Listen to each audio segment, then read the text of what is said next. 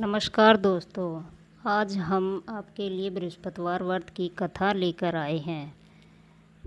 तो सुनिए। प्राचीन काल की बात है। किसी राज्य में एक बड़ा प्रतापी और दानी राजा राज करता था। वह हर गुरुवार का व्रत रख कर दीन दुखियों की मदद करके पुण्य प्राप्त करता था, परंतु ये बात उसकी रानी को अच्छी नहीं लगती थी। वह न तो व्रत करती थी, न ही दान पुण्य में विश्वास रखती थी। इतना ही नहीं, वह राजा को भी कि ऐसा करने से मना करती थी। एक समय की बात है। राजा शिकार खेलने के लिए वन में गए। घर पर रानी और दासी थी। उस समय गुरु बृहस्पति देव साधु का रूप धारण कर राजा के दरवाजे पर भिक्षा मांगने के लिए आए। साधु ने जब रानी से भिक्षा की मांगी तो वह कहने लगी कि साधु महाराज, मैं इस दान और पुण्य से तंग आ चुकी हूँ। आप कोई ऐसा उपाय बताए जिससे कि सारा धन नष्ट हो जाए और मैं आराम से रह सकूं। इतना सुनकर बृहस्पति देव ने कहा, हे देवी, तुम बड़ी विचित्र हो। संतान और धन से कोई दुखी होता है? अगर अधिक धन है तो शुभ कार्यों में लगाओ, कुंवारी कन्याओं का विवाह करवाओ, विद्यालय और बाग बगीचों का निर्माण करवाओ, जिससे तुम्हारे दोनों लोग सुधरेंगे। परंतु साधु की इन बातों को रानी की खुशी नहीं हुई।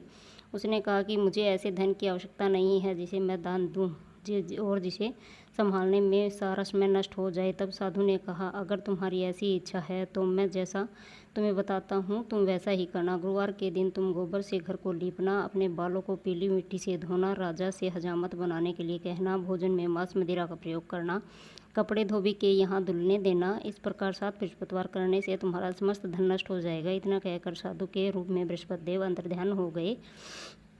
साधु के अनुसार कई बातों का पूरा ध्यान करते हुए रानी को केवल 3 बृहस्पतिवार ही बीते थे। उसकी समस्त धन संपत्ति नष्ट हो गई। भोजन के लिए राजा का परिवार तरसने लगा। तब एक दिन राजा ने रानी से बोला कि हे रानी, तुम यहीं रहो, मैं दूसरे देश को जाता हूँ, क्योंकि यहाँ पर सभी लोग मुझे जानते हैं, इसलिए मैं कोई छोटा कार्य नहीं कर सकता। ऐसा कहकर राजा दूसरे देश में चला गया, जहाँ वहाँ एक जंगल से लकड़ी काट कर लाता और शहर में बेचता। इस तरह वह अपना जीवन व्यतीत करने लगा। इधर राजा के प्रदेश जाते ही रानी और दासी दुखी रहने लगी। एक बार जब रानी और दासी को 7 दिन तक बिना भोजन के रहना पड़ा तो रानी ने अपनी दासी से कहा कि हे दासी, पास ही के नगर में मेरी बहन रहती है, वह बड़ी धनवान है, तो उसके पास जा और कुछ ले आ ताकि थोड़ी बहुत गुजर बसर हो जाए। दासी रानी के बहन के पास गई। उस दिन गुरुवार था और रानी की बहन उस समय बृहस्पतिवार की व्रत की कथा सुन रही थी। दासी ने रानी की बहन को अपनी रानी का संदेश दिया, लेकिन रानी की बड़ी बहन ने कोई उत्तर नहीं दिया। जब दासी को रानी की बहन से कोई उत्तर नहीं मिला तो वह बहुत दुखी हुई और उसे क्रोध भी आया। दासी ने वापस आकर रानी को सारी बात बता दी। ये सुनकर रानी ने अपने भाग्य को कोसा। उधर रानी की बहन ने सोचा कि मेरी बहन की दासी आई थी, परंतु मैं उसे बोल नहीं पाई। इससे वह बहुत दुखी हुई और कथा सुनकर और पूजा समाप्त करके वह अपनी बहन के घर आई। कहने लगी, हे बहन, मैं बृहस्पतिवार का व्रत कर रही थी, तुम्हारी दासी मेरे घर आई थी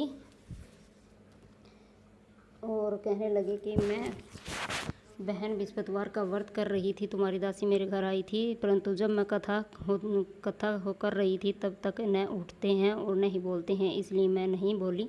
बताओ दासी क्यों आई थी? रानी बोली, बहन, तुमसे क्या छुपाऊं, हमारे घर में खाने तक को अनाज नहीं है। ऐसा कहते कहते रानी की आंखें भर आई। उसने दासी समेत पिछले 7 दिनों से भूखे रहने की पूरी बात अपनी बहन को बता दी। रानी की बहन बोली, देखो बहन, भगवान बृहस्पतिवार देवता सबकी मनोकामना को पूर्ण करते हैं। देखो, शायद तुम्हारे घर में अनाज रखा हो। पहले तो रानी को विश्वास नहीं हुआ, पर बहन के आग्रह करने पर उसने अपनी दासी को अंदर भेजा तो उसे सचमुच अनाज से भरा हुआ एक घड़ा मिल गया। ये देखकर दासी को बड़ी हैरानी हुई। दासी रानी को से कहने लगी, हे रानी, जब हमको भोजन नहीं मिलता तो हम व्रत ही क्यों करते हैं? इसलिए क्यों न इससे व्रत और कथा की विधि पूछ ली जाए, ताकि हम भी बृहस्पतिवार का व्रत कर रख सकें। तब रानी ने अपनी बहन से बृहस्पतिवार व्रत के बारे में पूछा।